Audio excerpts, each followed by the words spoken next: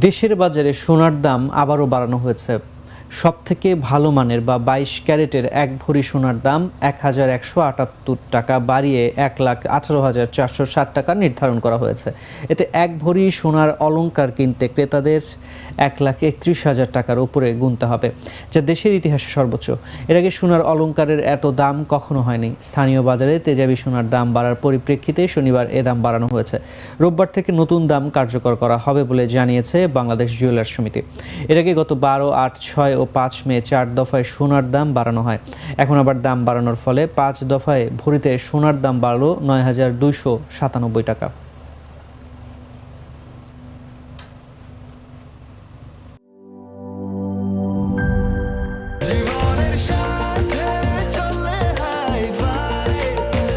স্বাস্থ্যকর all time family cake, সব সময় অল টাইম হেলদি লাইফ।